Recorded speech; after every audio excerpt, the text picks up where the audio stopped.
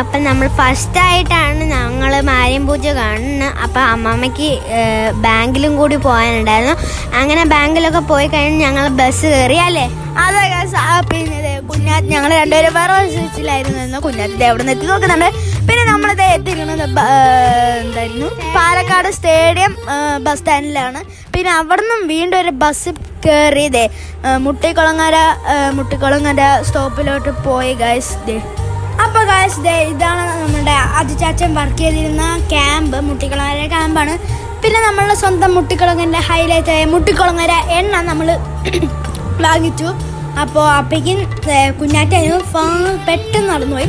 നമ്മൾ മെല്ലെ ആ മേണ പോലെ വന്നു. എന്നിട്ട് ഫൈനലി നമ്മൾ വീട്ടിലെത്തി. അപ്പോൾ അവിടെ എല്ലാ ആൾക്കാരും ഉണ്ടായിരുന്നു. അതാണ് ജാനകി അമ്മാമ്മ. പിന്നെ അപ്പയ്ക്കും ഷീജ മാമ അവിടെ സർബത്ത് കളിക്കുന്നുണ്ടായിരുന്നു.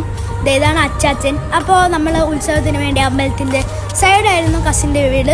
അപ്പോൾ കസിൻ്റെ വീട്ടിൽ കയറി അപ്പയ്ക്കും തന്നെ ഒരു ആന വന്നു ഗൈസ്.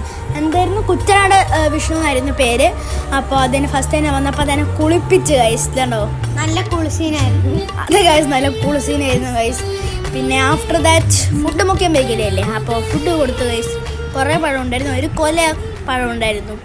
പിന്നെ ഇതാണ് ആനയ്ക്ക് ഇടാനുള്ള നെറ്റിപ്പാട്ടം. അപ്പുറത്തിരിക്കണ മൊത്തം ബാൻഡ് അടിക്കുന്ന ആൾക്കാരാണ്.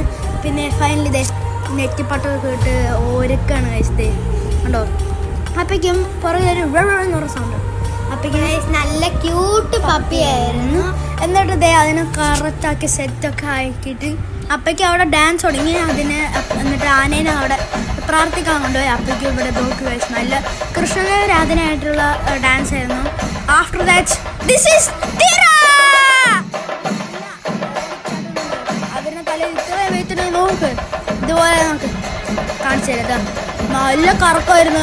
എന്നാൽ ഇത്രയും വെയിറ്റ് ഇങ്ങനെയൊന്നും കറക്കാൻ പറ്റുമോ എൻ്റെ പൊന്നോ. പിന്നെ കാവടികൾ.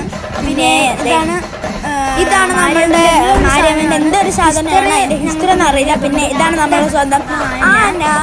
പിന്നെ നമ്മള് ജാനകി അമ്മയുടെ അടുത്ത് ഹായ് ഒക്കെ കാണിക്കാൻ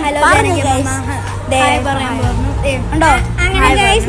പിന്നെ നമ്മൾ അവിടുത്തെ ഉത്സവമൊക്കെ കഴിഞ്ഞതിന് ശേഷം ഷീജ മാമിൻ്റെ അടുത്ത് ബായൊക്കെ പറഞ്ഞ് എന്നിട്ട് അച്ചാച്ചൻ ഞങ്ങളെ വീട്ടിൽ കൊണ്ടുപോയി.